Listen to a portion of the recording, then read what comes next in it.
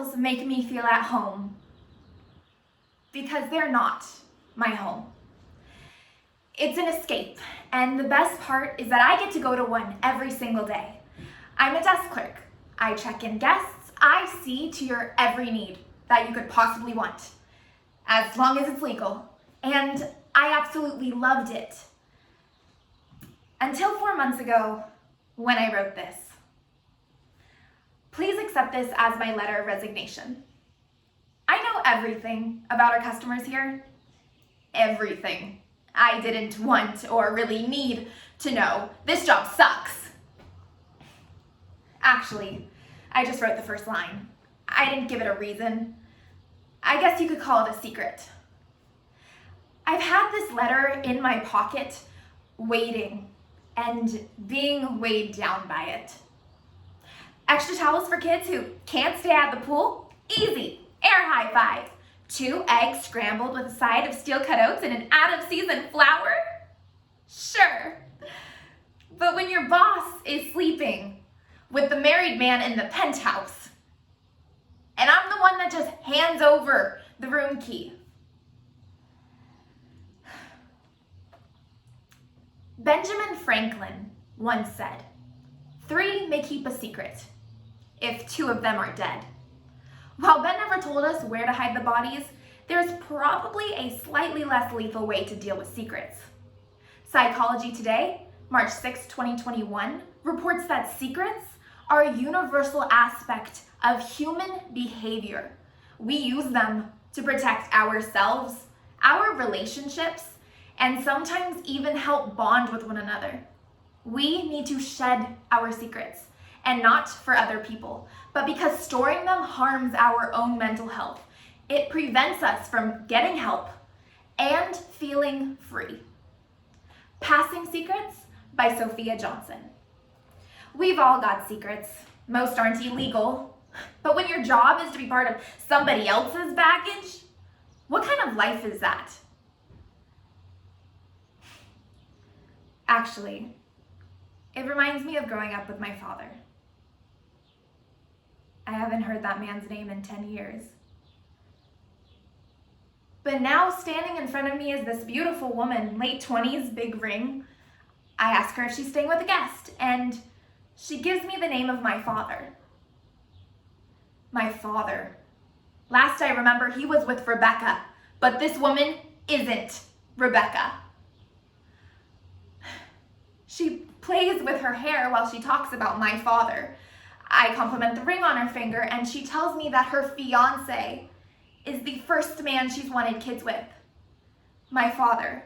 She says she knew he was the one when he said he couldn't wait to be a father for the first time. It often felt like I didn't exist when he left my mom. And now he's weaved together this perfect relationship with this woman full of laughter, travel, quality time. That's a fairy tale I never got. When I was 10, my dad took me to my very first hotel. It was this brand new one in Las Vegas. It was like a museum with waterfalls inside and everything I could ever want. To anyone else, it looked like a father buying a world of fun for his kid. No one could imagine that right before we left, my mom actually begged him not to take me because I didn't feel comfortable with this man and his girlfriend of the month. The secret was that I had everything I wanted except for him. So I let the hotel take care of me, and somehow I felt the love I was missing. That was the last time he was in my life. I spent years hoping he would come back. But now he has no idea that I work in that same Las Vegas hotel where he's now supposed to get married this weekend. No idea I'm standing right in front of his fiance, and no idea I am seconds away from telling her that he's already been a father, that she won't be having his first because that's who I am.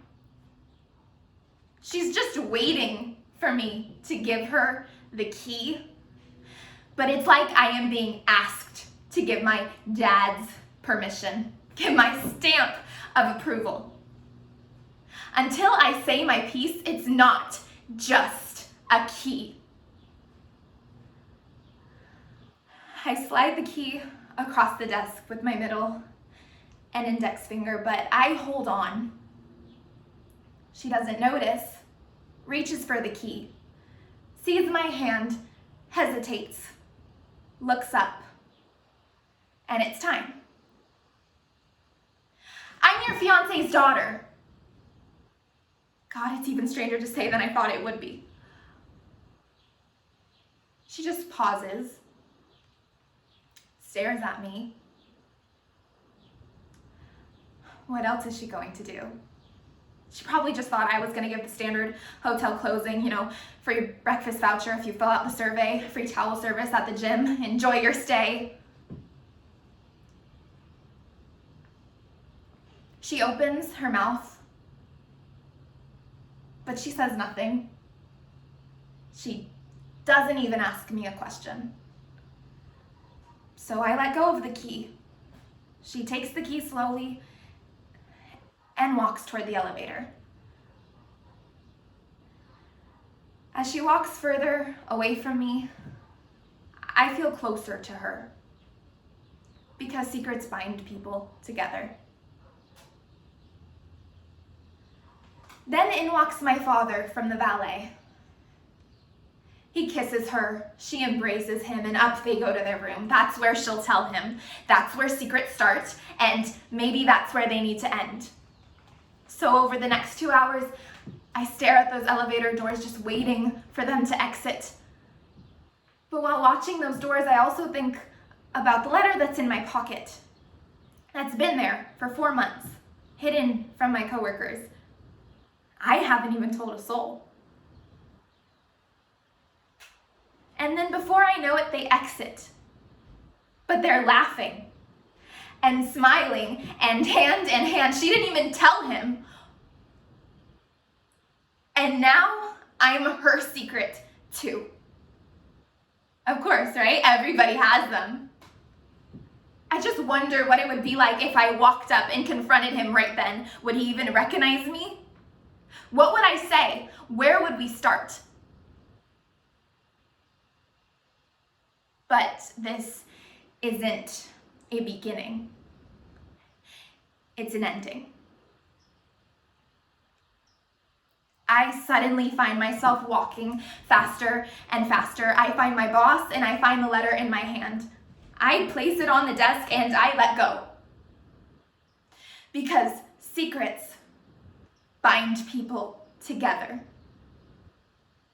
But now, I can be free.